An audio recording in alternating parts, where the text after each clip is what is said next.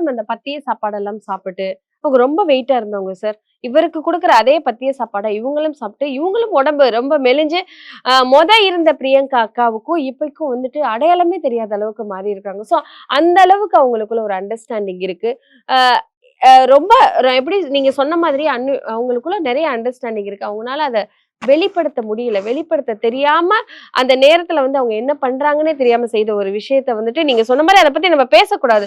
தொடர்ந்து பேசுறாங்களே! இத ஒரு விஷயமா எடுத்து, இதுக்கு நான் ஒரு விஷயம் சொல்றேன் அப்படின்னு பேசுறவங்களுக்கான பதிலா தான் நம்ம வந்து பதில் குடுக்கணும் அப்படிங்கிறனால தான் இத கூப்பிட்டு நான் உங்ககிட்ட கேட்டுட்டு நீங்க இருக்கேன். சொன்னீங்க, அது வெளிப்படுத்த தெரியாம அவங்க வெளிப்படுத்துறாங்க. அப்படி கிடையாது. அவங்க இந்த வெளிப்பாட்டு மூலமா தான் அவங்களுடைய துக்கத்த எப்படி சொல்றது? குறைச்சுக்கிறாங்க. அதாவது சில பேர் பார்த்தீங்கன்னா, ஒப்பாரி வச்சு ஓன்னு அழுதுவாங்க. கத்துவாங்க. கதறி ஆமா அழுதுவாங்க. சார். ஆமா. சில இடங்கள்ல நீங்க பார்த்திருப்பீங்க, சாவு வீடு மாரியே இருக்காது. அவங்கவங்க சைலன்ட்டா இருப்பாங்க. போனவங்க மாலை போட்டு பேசாம வருவாங்க. யாருமே அழுக மாட்டாங்க. நிசப்தமா இருப்பாங்க. ஸோ இதெல்லாம் எப்படி சொல்றது? வே ஆஃப் அவங்கவங்களுடைய எமோஷன்ஸ வேற வேற வடிவமா வெளிப்படுத்துவாங்க.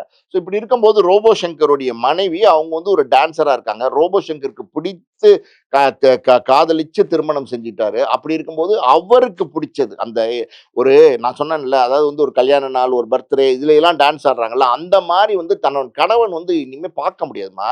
நீங்க இனிமே பார்க்க முடியாதுங்கிற ஒரு எக்ஸ்ட்ரீம்க்கு போம்போது, கண்டிப்பா. அந்த மனைவி அவங்களுடைய துக்கத்த எப்படி வெளிப்படுத்துறதுன்னு தெரியல. அது அவருக்கு பிடிச்ச மாரி அவங்க அவங்களையும் மீறி, அதாவது அவங்க அவங்க எமோஷன் ஆகுறாங்க. அந்த எமோஷன்ல அவங்க என்ன செய்றோன்னே தெரியாம அவங்க டான்ஸ அவங்க பெர்ஃபார்ம் பண்ணி அவங்கள கணவன வழி அனுப்புறாங்க. அதாவது "இனிமே நான் உன்னைய பார்க்க முடியாதுடா. உனக்கு புடிச்ச டான்ஸ் நான் பண்றேன்டா" அப்படிங்கிற மாரி பயங்கரமா ஃபீல் பண்ணி ஆடுறாங்க. இது நீங்க ஒரு ஒரு ஒரு டெத் வீட்டுக்குள்ள நீங்க எந்த எக்ஸ்ட்ரீம்க்கு போய் ஷூட் பண்ணணும்னு ஒரு அளவு இருக்கு.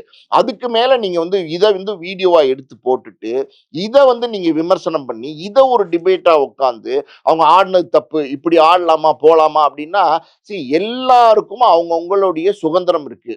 உங்களுடைய துக்கத்த வெளிப்படுத்துறதுக்கும், உங்களுக்கு உங்களுடைய ஓன் எக்ஸ்பிரஷன்ஸ் சந்தோஷத்த வெளிப்படுத்துறதுக்கும், உங்களுடைய ஓன் எக்ஸ்பிரஷன்ஸ் வெளிப்படுத்துறதுக்கும் எல்லாருக்குமே உண்டு. இத நம்ம எப்படிம்மா டிபேட்டா எடுத்துக்க முடியும்? நீங்க அதாவது எப்படி சொல்றது? அந்த அந்த வெறித்தனமான ஒரு வருத்தம் அவங்களுக்கு. அதாவது இனிமே நமக்கு அந்த கணவன் இல்ல. காதலிச்சு திருமணம் பண்ணவங்க.